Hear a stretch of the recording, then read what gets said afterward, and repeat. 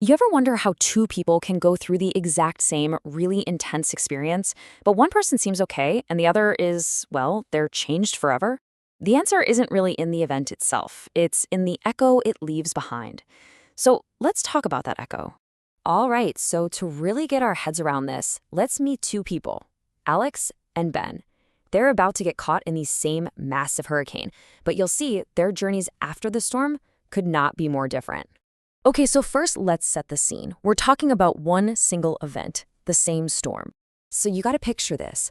From the outside looking in, what they went through was exactly the same.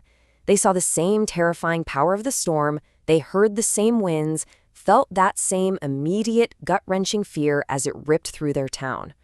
Okay, so the storm passes, the sky is clear, and this is where things get really interesting.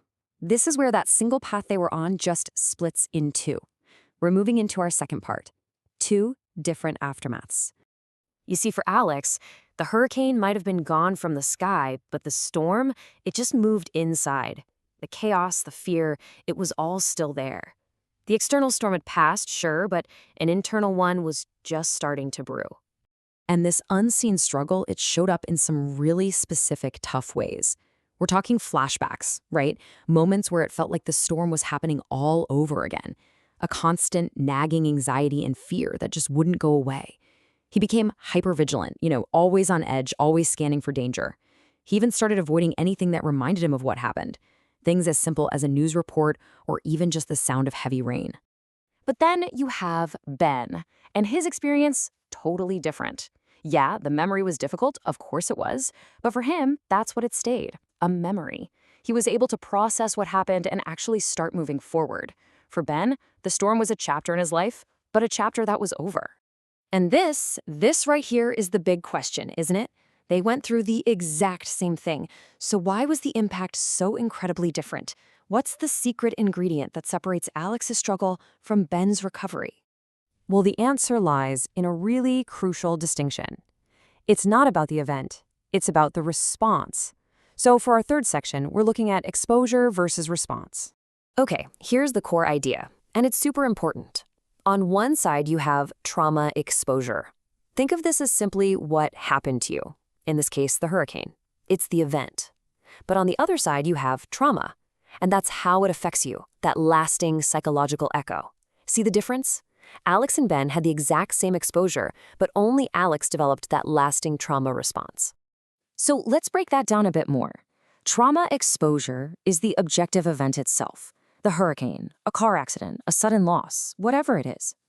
The key thing to remember here is that exposure is just the potential cause. It is not a guaranteed outcome. Trauma, on the other hand, that's the subjective, internal response. This is Alex's story. It's the lasting impact, the flashbacks, the anxiety, the way it changes your day-to-day life. And here's the kicker.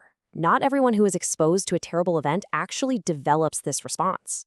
Okay, so if exposure doesn't automatically equal a trauma response, then what does? What are those invisible things that tipped the scales for Alex, but not for Ben? That brings us to our next section, the decisive factors. Well, research points to three big ones. You can almost think of them like filters that we experience these events through.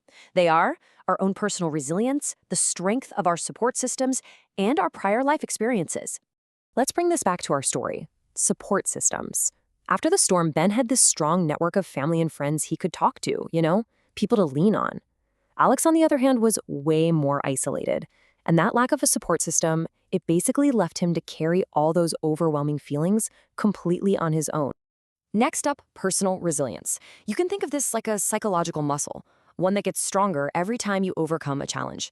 In our story, maybe Ben had a history of navigating tough situations, which gave him a kind of emotional buffer. He'd had practice bouncing back from things. And finally, prior experiences are huge, just massive.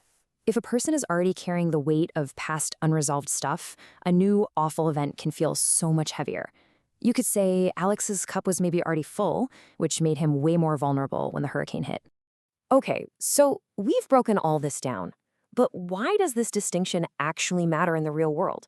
This isn't just some academic exercise. Understanding this difference, it completely changes how we think about healing, about support, and honestly, what it even means to be strong. So, if you take one thing away from this, let it be this: trauma isn't a measure of what happened to you. It's not the hurricane itself, it's the footprint that hurricane left on your inner world. It's all about the response, not the event. And that response is shaped by so much more than just a single moment in time. And that really leaves us with a final thought to chew on. If we know that the aftermath of a crisis hinges so much on things like support, resilience, and personal history, how does that change the way we show up for each other? How can we get better at supporting people, not just during a crisis, but in those quiet, incredibly crucial days and weeks that follow? It's something to think about, for sure.